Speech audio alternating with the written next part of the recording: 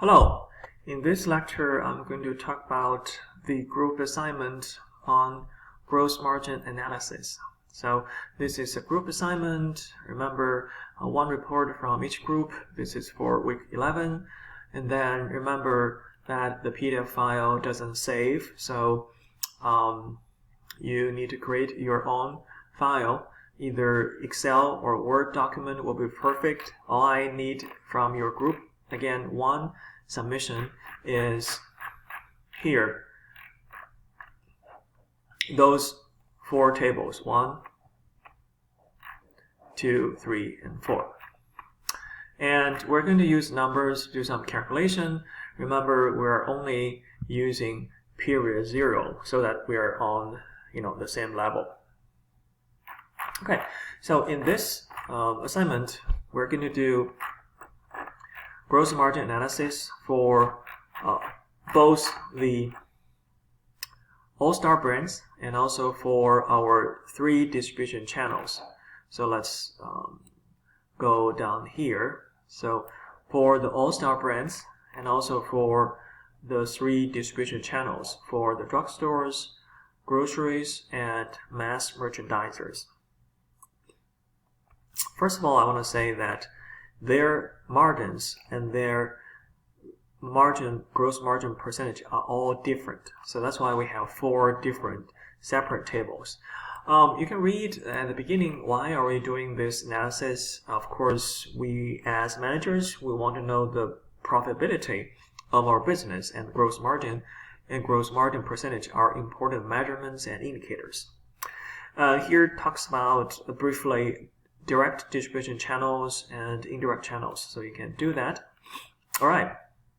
So for us to be able to successfully do the assignment, we need to fetch some information from the case, and then we also need to get familiar with some of the concepts. So here are the key concepts here: MSRP, volume discount, manufacturer's selling price or MSP, promotional allowance, and price to channel. So I think the only thing new here is price to channel. The other 4 we are very familiar with. The MSRP is manufacturer's suggested retail price. In our case, it's $5.49. And then we have a volume discount, which start with a percentage, but then we can also calculate the volume discount in terms of dollars. So how do we do that? We use MSRP times the percentage, which is the volume discount. We get a volume discount in dollars. So the MSRP minus the volume discount in dollars will give us MSP, manufacturer's selling price. But that's not the end of it. As you remember, we also give the channels an additional discount, which is called promotional allowance. So the promotional allowance is a percentage of the MSP. So be careful here.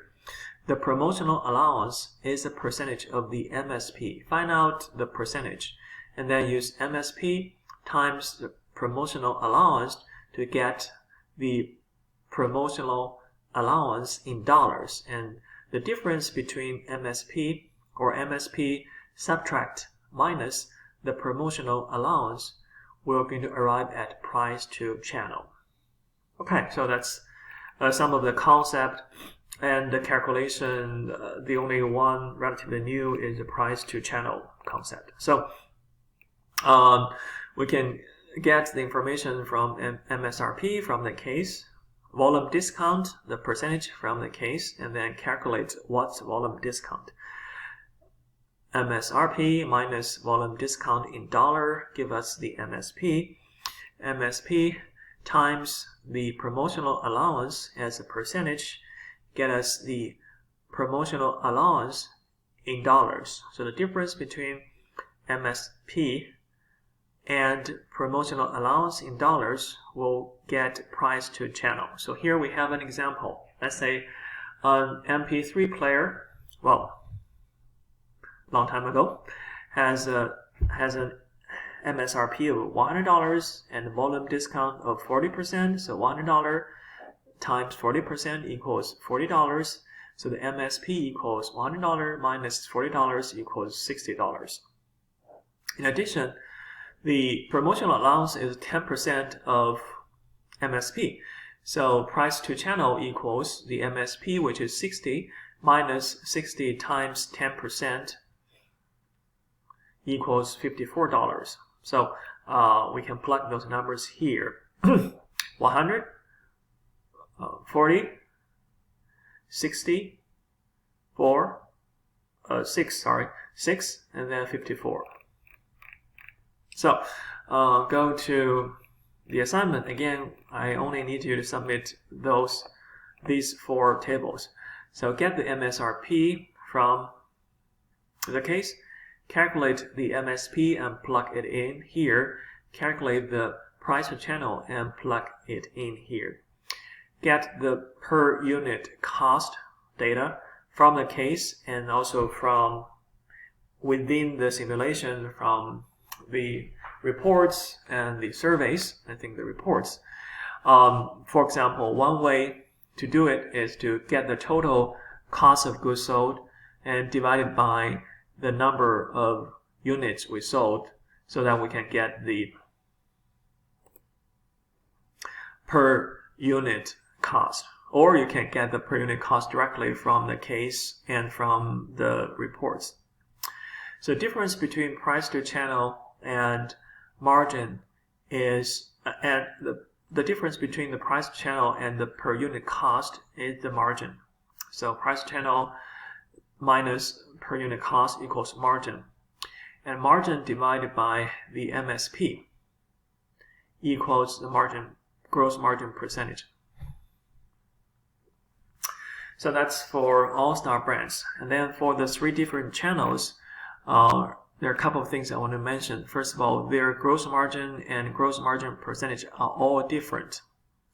But there is one thing that's the same or consistent across the board among the 3 channels is the per unit cost to this channel. They all get the same treatment from all Star brands. So their per unit cost is actually a different name of this one, price to channel, right? If you think about it, the price that we give, we sell our stuff to the channels, of course, will be the price that those channels purchase their product at. So again, the per unit cost to channels, those 1, 2, 3, they are the same. They're actually the price to channel from here. But the actual retail price are all different across the board. The channels, drugstores, groceries, and mass merchandisers, they have the freedom to decide what's the retail price.